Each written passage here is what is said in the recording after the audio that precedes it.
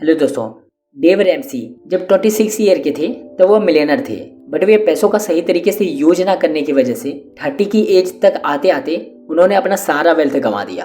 फिर उन्होंने पैसों के बारे में सीखना स्टार्ट किया, जिसके बाद वो फिर मिलियनर बने और उन्होंने जो भी सीखा था उसे अपने book the total money makeover में बताया है, जिसे one of the best finance book माना जाता है। इसमें ऑथर हमें फाइनेंशियल फ्रीडम को अचीव करने के 5 स्टेप्स बताते हैं, जो कि काफी प्रैक्टिकल है, जिन्हें फॉलो करके हम भी फाइनेंशियल फ्रीडम को अचीव कर सकते हैं। वेल दोस्तों, इन स्टेप्स को जानने से पहले आइए हम इस बुक के ऑथर डेव रैमसी के बारे में ब्रीफ में जानते हैं। डेव रैमसी जो कि एक अमेरिकन पर्सनल फाइनेंस एक्सपर्ट, एक ऑथर और एक बिजनेसमैन भी है। इसके साथ ही ये द रैमसी शो जो कि एक इन्वेस्टिंग पॉडकास्ट शो है, उसे भी होस्ट करते हैं, जिसमें ये आपको वेल्थ बिल्ड करने और अपने लाइफ को कंट्रोल करने के साथ साथ हम जो पैसों को लेकर बेवकूफ़ी भरी गलतियां करते हैं उसके बारे में बताते हैं। तो आइए हम भी इनके द्वारा बताए गए फाइनेंशियल फ्रीडम को अचीव करने के 5 स्टेप्स को जानते हैं। स्टेप नंबर 1 है हमारा नो मोर डैनियल।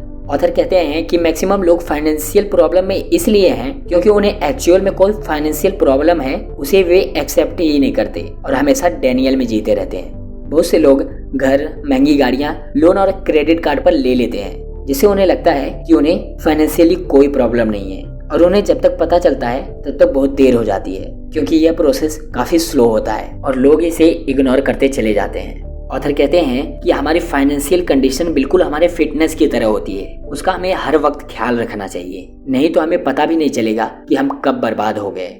इसीलिए ऑथर हमें डैनियल से बाहर आने को बोलते हैं और बताते हैं कि सच का सामना करो और अपने आप को मिरर में देखो, क्योंकि आप खुद के सबसे बड़े एनिमी हो।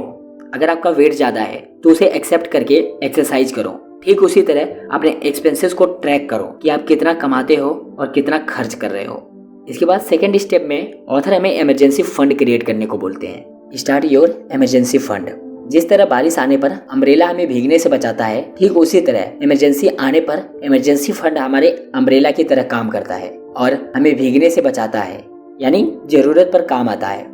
ऑथर हमें $1000 यानी लगभग 82,000 रुपीज को एज ए इमरजेंसी फंड, वो भी लिक्विड फॉर्म में यानी कैश फॉर्म में रखने को बोलते हैं। या आपके पास एटलीस्ट 1 मंथ की सैलरी तो इमरजेंसी फंड में होनी ही चाहिए, जिससे कोई लॉस या बीमार होने पर आपको ज्यादा प्रॉब्लम ना हो।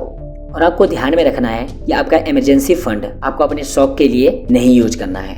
जब एक्चुअल में कोई इमरजेंसी आएगी तभी आपको इस फंड का यूज करना है। और ऑथर हमें बताते हैं कि अगर आप अपने इमरजेंसी फंड का कभी यूज कर लेते हैं तो आपको वापस से इस इमरजेंसी फंड को जल्दी से जल्दी इकट्ठा कर लेना है। इसके बाद ऑथर हमें डेथ स्नोबॉल का यूज करके अपने डेथ को पे करने को बोलते हैं। अगर आपको वेल्थ बिल्ड करना है, मिलियनर बनना है, तो आपकी सबसे पावरफुल वेपन आपकी इनकम है और सबसे बड़े एनिमी आपके लोन, डेथ्स होते हैं, जिसे खत्म करने के लिए ऑथर हमें डेथ स्नोबॉल का यूज करने को बोलते हैं। जिस प्रकार एक छोटे से स्नोबॉल को एक बर्फीले पहाड़ से नीचे फेंको तो वह नीचे आते आते एक जाइंट स्नोबॉल का शेप ले लेता है, तो उसी तरह आपको अपने सारे लोन्स को छोटे से बड़े अमाउंट के ऑर्डर में लिख लेना है। सपोज दैट आपने 10,000 रुपए अपने रिलेटिव से ले रखे हैं और आप हर मंथ उन्हें 1,000 रुपए पे करते हैं। आपने दूसरा लोन जिसमें आपने EMI पर फोन ले रखा है, जिसमें आपको हर महीने 2,000 रुपए पे करने होते हैं। इसके बाद आपके पास एक और बाइक का लोन है जहाँ पर आपको 5,000 रुपए पर मंथ पे करना होता है। अब मान लीजिए आप 10,000 रुपए हर महीने सेव करते हैं, तो फर्स्ट ऑफ ऑल आपको अपने रिलेटिव्स के 10,000 रुपए पे कर देने हैं। देन आपको अपने फोन पर फोकस करके उसका लोन खत्म कर देना है। फिर आपको अपने बाइक के लोन को जल्द से जल्द पे कर देने हैं। इस तरह आपके सारे लोन्स खत्म हो जाएंगे। ऑथर बोलते हैं कि एक इंसान तभी मिलियनर बन सकता है जब उस पर कोई लोन ना हो, बिकॉज आज के टाइम पर लोन मिलना बहुत ही आसान है। और मेरी तरफ से रिकमेंडेशन यह है कि जितना हो सके उतना लोन, डेट, इन सबको अवॉइड करें। इसके बाद आता है हमारा फिनिश द इमरजेंसी फंड।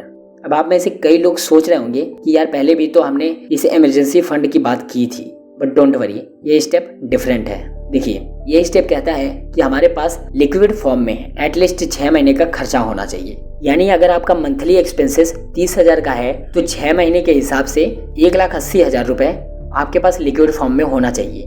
हो सकता है कि अचानक से आपकी जॉब चली जाए या फिर कोई बड़ी बीमारी हो जाए, तो आप अगले कुछ महीने तक पैसों के टेंशन से फ्री रहोगे ऑथर के अकॉर्डिंग जब हमारे पास ज्यादा लोन्स होते हैं तब एटलीस्ट 1 मंथ का और बिना लोन्स के एटलीस्ट 6 मंथ का इमरजेंसी फंड होना चाहिए, वो भी लिक्विड फॉर्म में। ऑथर हमें इसे इन्वेस्ट करने से मना करते हैं। वह बोलते हैं कि ये पैसा आपके इंश्योरेंस के लिए है, इसकी अचानक से आपको कभी भी जरूरत पड़ सकती है, सो इसे लिक्विड फॉर्म में ही घर पर रहने दें। इसके बाद ऑथर हमें फाइनेंशियल फ्रीडम के 5th यानी लास्ट स्टेप के बारे में बताते हैं, जो कि है इन्वेस्ट एंड एंजॉय।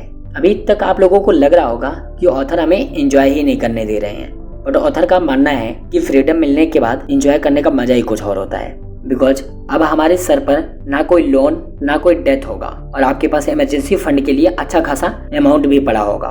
तो अब आप जिन पैसों को कमा रहे होंगे उसे इन्वेस्ट करना स्टार्ट कर दें और बचे हुए पैसों से अपनी लाइफ को एंजॉय करें। इसके साथ ही आपको अपने फाइनेंशियल फिटनेस को मेंटेन करके रखना है। जब आप अपने आप को फाइनेंशियली सिक्योर कर लेते हो तब ऑथर हमें अपनी इनकम का एटलीस्ट 15% इन्वेस्ट करने को बोलते हैं, जो कि आपके फ्यूचर को सिक्योर रखेगा।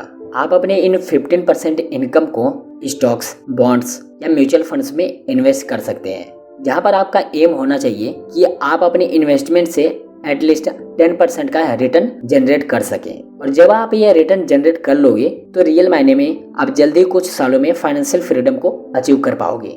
तो दोस्तों, ये थे फाइनेंशियल फ्रीडम को अचीव करने के 5 स्टेप्स, जिसे मैंने आपको बहुत अच्छे तरीके से समझाने की कोशिश की है। सो दोस्तों, आई होप आपको ये वीडियो काफी पसंद आया होगा और कुछ ना कुछ नया सीखने को जरूर मिला होगा। मिलते हैं ऐसी ही और बुक समरीज के साथ। Till then, bye bye and take care.